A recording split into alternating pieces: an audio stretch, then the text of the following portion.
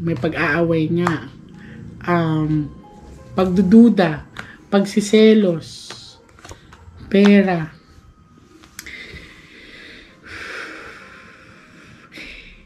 Hindi na aksidente, mama.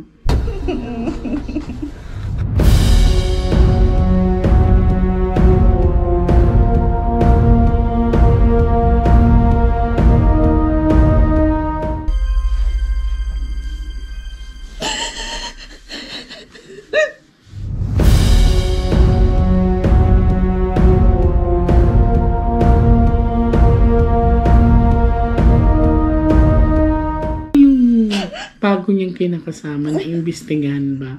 Umuwi na po ng probinsya. Umalis na po. So, no, paano yan? Hindi ba kayo pwedeng mag-file ng kaso? Ano na po, inaayos po yan. Kasi pwede pang habulin yun eh. Opo. Nakakausap niyo pa ba? Lalaki po. Hi sa mga Nostronatics worldwide. Story time muna tayo, no? Hindi ko to makakalimutan kasi lately, nag-message sa akin yung isa sa mga natulungan ko dati. Medyo matagal na to. Way back 2 years ago, may tinulungan ako regarding sa pagkamatay ng isang family member nila. And sa pinakita sa akin dati, hindi talaga aksidente ang nangyari, no? Sadya. Tapos, nagdala lang sila ng gamit ng family member nila, yung nanay nila ang namatay. So, ang intention lang talaga nila noon is to communicate with their mom. Kung meron pa bang tinatawag na mensahe, kung may mga huling habilin pa talaga. Pero nagkagulatan kami kasi nung binuksan ko na yung cards, pinakita sa akin na hindi daw aksidente nangyari sa kanya, sadya daw. So, sabay-sabay po natin panoorin ang pagbabalik tanaw sa isa naming na-resolve na kaso. Hello sa mga Nostronatics worldwide. Ayan, so may bago na naman tayong tutulungan ngayon, no? Na-miss ko kayong lahat. So, titingnan natin kung ano ipapakita sa atin ng ating mga baraha. So, handa ka na, ate? Ayan. Si ate ay may dalang gamit sa akin ng family member niya. Ayan. So, before tayo mag-start, ate, may papakita muna ako sa'yo, ha? So, I want you to focus lang.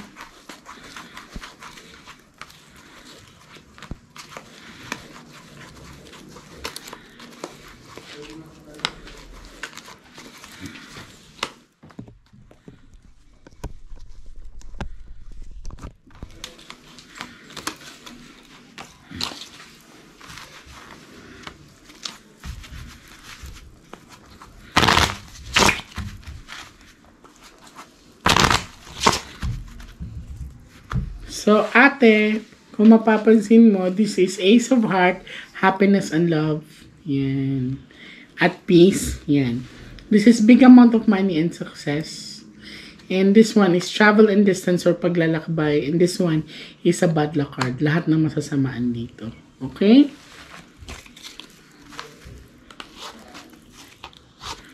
Tingnan natin kung ano ipapakita ng mga baraha.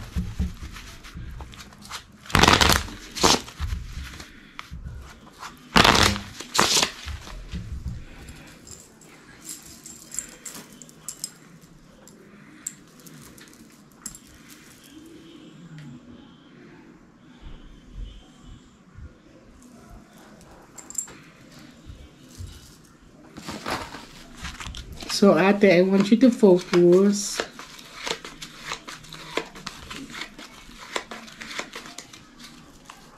I want you to pick one.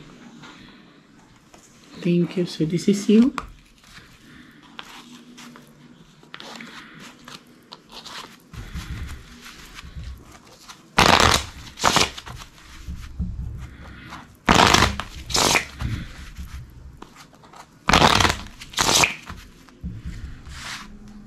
Cut the cards into 3.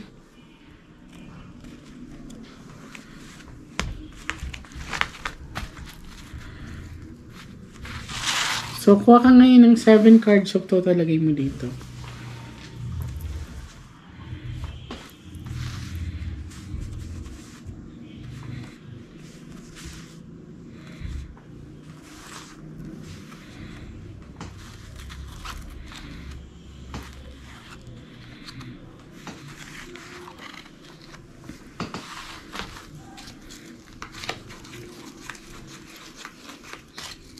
Okay, so ate, ikaw to. Pag may queen dito, si mother mo na yan. So, kung mapapansin mo, itim. So, ito ang reflection ni ate. Ibig sabihin, malungkot si ate. Ibig sabihin, maring hindi mo tanggap yung pagkawala ng mama mo, mabigat sa puso mo, hindi ka nakakatulog, kakaisip. Okay. 2 hearts. Okay. Sa unang barahan na pinapakita ay this is big amount of money and success. So, ibig sabihin, may lalaki dito na pinapakita, ate. Ito ay 2 hearts. So, ibig sabihin, 2 hearts. So, pangalawang, I have a question, ha.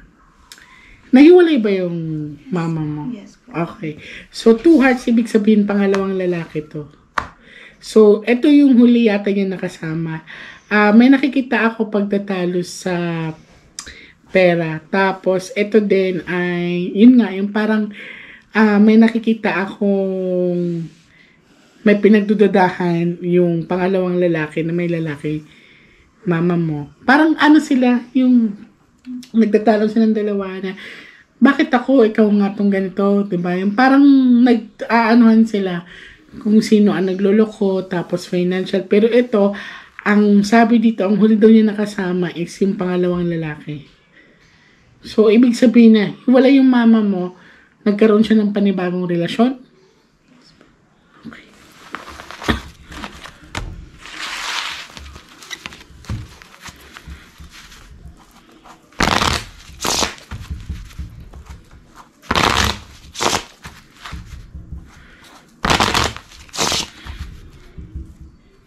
Cut the cards into 3. Huwag ka magmadali, ha? Take your time.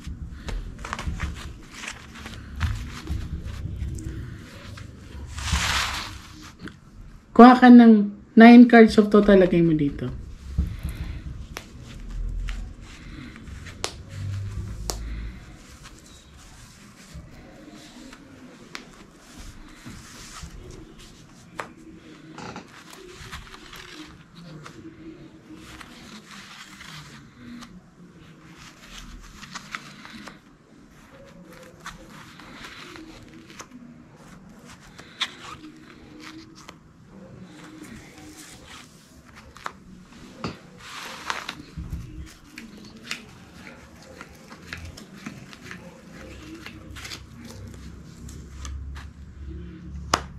Ace of Hearts at peace, tinanggap niya. Kaya na nasasaktan siya. Ay na mama mo. O, may pag-aaway nga.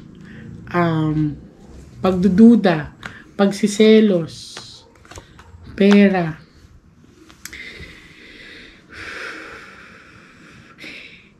Hindi na aksidente, mama. This is a sharp object.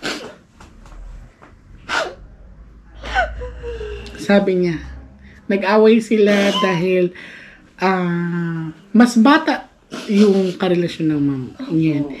Parang nahuli ng mama mo na may kausap siya. Ganyan. Tapos, nakita ko na parang pauwi or niyaya pauwi na nakaangkas yata yung mama mo. So, harurot ang pagtakbo. I can see na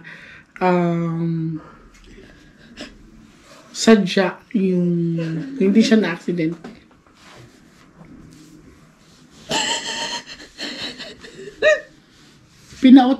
Pina-autopsy niyo ba yung bangkay ng mama Hindi niyo? po siya na-autopsy kasi po yung kapatid ko naawa na. Naawa siya na. Patay na kasi mama tapos Pabibigyan nagbibiyak kayo, na yung oo. ulo. Paano yung bago niyang kinakasama? Na-imbestigahan ba? Umuwi na po ng probinsya. Umalis na po. So, paano yan? Hindi ba kayo pwedeng mag-file ng kaso? Ano na po, inaayos po yun. Kasi pwede pang habulin yun eh. Opo. Nakakausap niyo pa ba? Yung lalaki po, hindi. Simula po nun kasi nagmadali po siya umalis. Bakit nagmadali siyang umalis? Hindi nga po siya sumilip. Hindi siya sumilip sa burol. Tapos nung naiuwi na si mama sa amin, siya naman, hanggang sa balutan daw siya, umuwi na siya ng Samar. Did there's something wrong? May tinatakasan siya. Basta ang sabi dito, ang sabi niya sa akin, hindi siya na-disgrasya. Ang ano sa kanya is may parang pinukpok sa ulo or something. Saan yung tama ng mama niya? Sa ulo.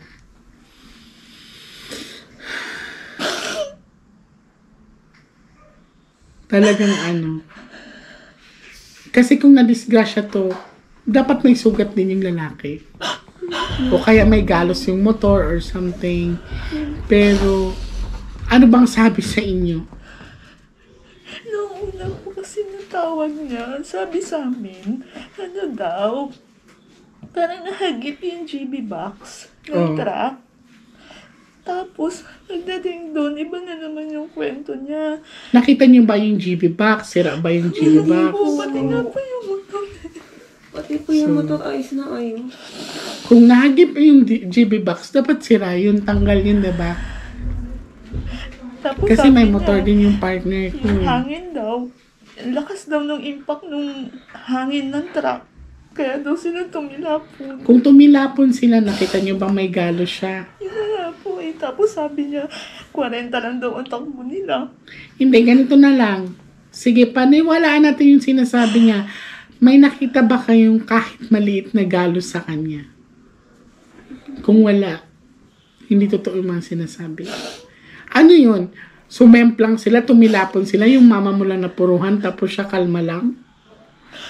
So in short, malinaw naman sinabi sa bara na hindi na disgrasya yung mama mo. Ibig sabihin, planado to. Last cards.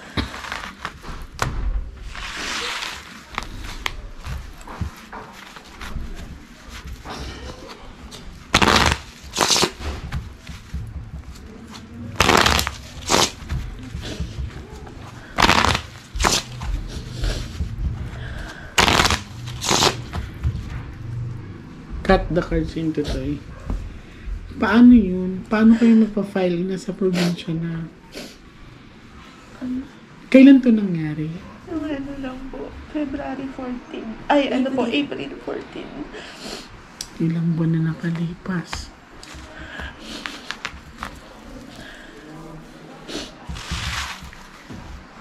Kuha ka na 12 cards of total.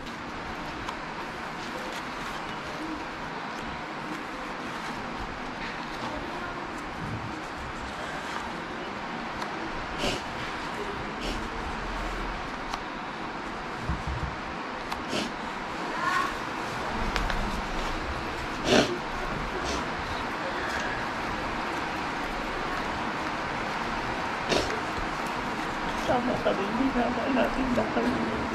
Ayan o, bumiyahe sila. Travel and distance, so ikaw yan.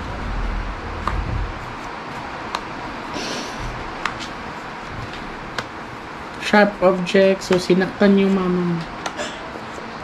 Malinaw din, hindi na disgust ang mama mo. Ito ay may pagsiselos na nagaganap. So, dalawa lang yung reason. It's either nag-away sila ng financial or pagsiselos kasi may number 3 yan. So, again, hindi na disgrasya yung mama niya. Dapat noong una pa lang na nagduda na kayo na may something wrong. Dapat hindi nyo na pinalagpas.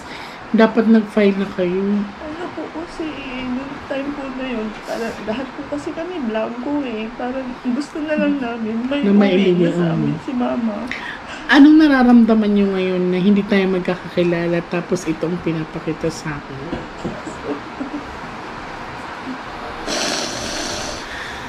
Alam mo, may reason kung bakit tayo nagtatagpo-tagpo, no?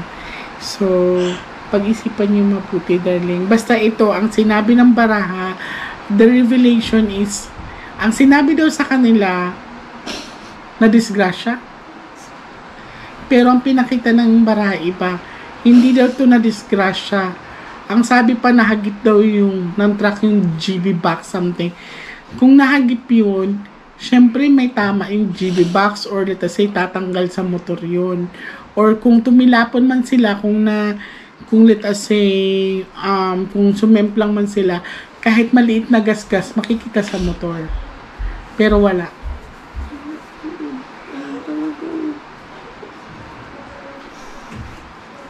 Doon pa lang magduda na kayo. Doon pa lang talaga. So, ilang years siya nakarelasyon ng mama niya? 2 years pa lang po yun. O, sa 2 years na yun, hindi siya dumalo sa lamay ng mama niyo? Hindi ba kayo nagtaka? Doon pa lang. 'Di ba? Anong reason kung bakit hindi ka dadalo sa lamay ng nanay ko? Nagsama sila. Nagsama sila. Doon palang kaduda-duda na eh.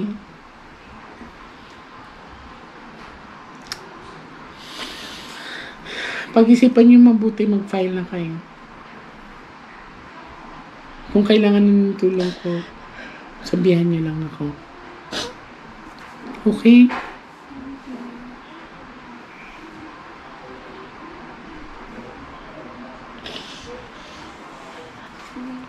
Walang nag-file sa inyo ngayon. Ano po, yung namin, pero sana po wag na lang po mapakita muna sa ano. Kasi nag-ano dito yung pakamamaya. Kahit naka-blurred kami, malaman din nila.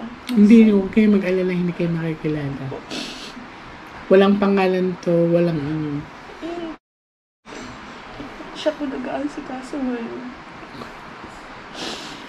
Sana Kasi naman kahit pa. po siya hindi siya pinapatulog ng mama ko eh. Kasi hindi naman talaga siya na-disgrasya. Hindi talaga.